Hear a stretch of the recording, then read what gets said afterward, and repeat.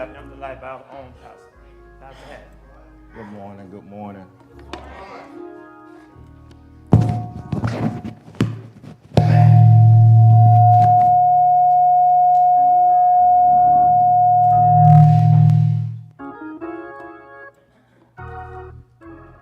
Luke chapter number 1. Luke chapter number 1. Luke chapter number 1. Continuation of last week. Zechariah speaks. Is that what your lesson has for us today? Looking at this particular pericope, I just want to highlight a few things that stood out to me in context of Zechariah being a priest, man of God, looking at this from the viewpoint of how we too have been waiting for a while. As I was looking at this lesson, what stood out to me was the fact that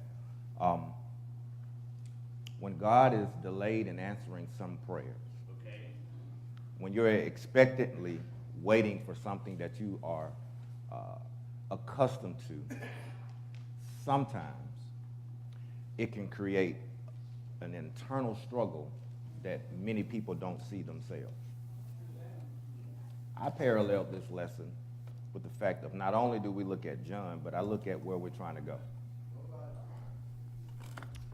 And where we're trying to go is we're trying to get to Campus B. We've had this promise for a long time. We're sitting on something that has to be birthed. And we're praying in eager expectation, although it doesn't make sense in the natural. We know that God is faithful. Right. The promise is in the fact that when Zechariah does release his mouth,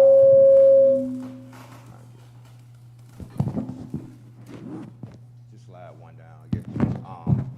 When Zechariah does release his mouth to speak, what he has been holding is release. He doesn't complain about the ability of not being able to. He thanks God for being willing to, being faithful to him and his call. Can you imagine holding something in for 9 months, not being able to tell your family, not being able to tell your friends, not being able to tell your loved ones and those close to you what God has said to you, what God has promised you, what God is going to give you, because if he spoke it, it's going to come to pass. Right. Which, for us, I think we're in a sneaky position because we want to share the good news of our expedition, but maybe it's a season of silence. Maybe it's a season for us to get things in order internally before we share and reveal all what God has told us. Sitting in that silence, I can only imagine Zechariah's mind wondering. He can't talk, but he can write. The Bible declares to write the vision and make it plain. You're right, sir. So that he who readeth it can run. Maybe it's not plain enough. Maybe we got some more writing to do. Because when we think about what God tells us in lieu of the promise, always our prayer is not how to, it's will to. We have to make sure that our prayers are in alignment with the will of God. And a lot of times, Sister Sam, it's not that God don't want you to have it. It's the timing in which he wants to release it. Say that again, Pastor Hattie. A lot of times, it's not that God don't want you to have it. But a lot of times, what God has to do is prepare us for the blessing that he promised us, because sometimes the prayer has to catch up to the promise. So Zechariah, in doubt, is muted so that he can't talk and hinder and alter the plan of God for the purpose of God to take forth. Because maybe he would have talked too much.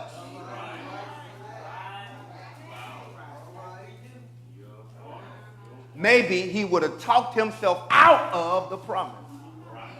So God removed the man element so that we could see in this 21st century the divine element. Walk close.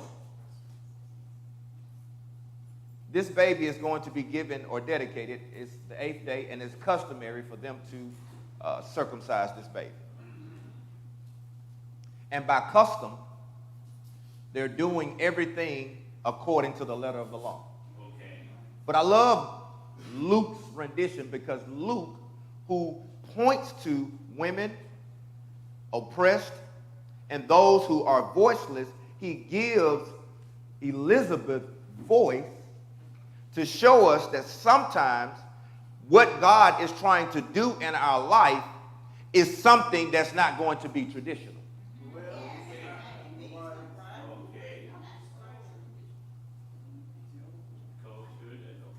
The culture can sometimes prohibit the promise. So God is working something in this family's life. They have to literally keep this between them. And as he's working through this family on this particular date that he's already set aside from the foundation of the world, boom, Elizabeth, who has voice now, speaks up on behalf of her husband. And she said, and I noticed you got your text open. Notice the difference between Elizabeth's voice and Zechariah's voice when he now is able to write. She said he's going to be called John.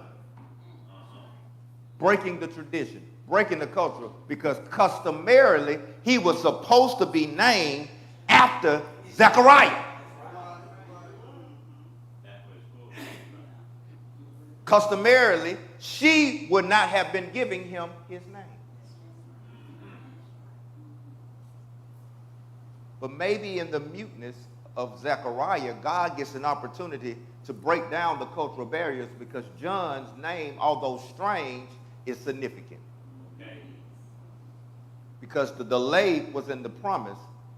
But I want to tell you today that the delay is always about purpose.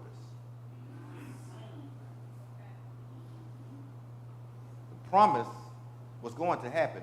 The purpose had to be revealed. Zechariah has his woman's back, like a good man should. Because sometimes our women speak and we have to follow. Somebody gonna catch that on the way home. All my married people know what I'm saying. Elizabeth speaks what would seem to be out of character. No one is looking to validate the name by the mother. So Zechariah, now understanding the plan and purpose of God, operating in the very moment, in the instance that this family dilemma seems strange, quiets the storms by writing his name. Zechariah says, no, it ain't going to be, it ain't no might be. His name is John. Beloved, Campus B is the name. Campus B is the name. It ain't might be. It is. Because God gave us that land in promise.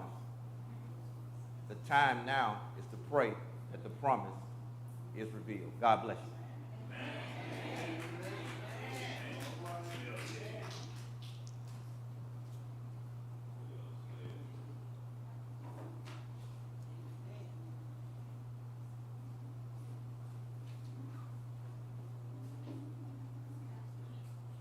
Good afternoon. Oh, Lord have mercy. Y'all excuse me, my head is pounding. It's good morning. Good morning, everyone.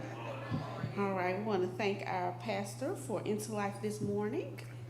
It's good to see all of you. And I guess we retained some of our people that I was so happy to see on last week. So it's so good to see you all again. Amen. Please join us again on next Sunday. All right. Are there any other announcements that we would like to? Anyone have any other announcements at this time? All right. Well, we'll go on with the secretary's report. On today, we have a tie for attendance. The young men and the women will share the attendance banner with 6 presents. Amen. And the women will keep the offering banner with $660.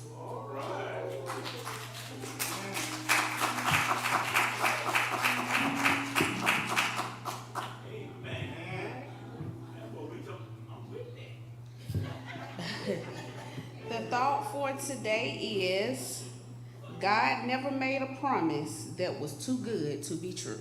Amen. If there is nothing else, we will all stand and sing the second verse of Lift 'Em Up.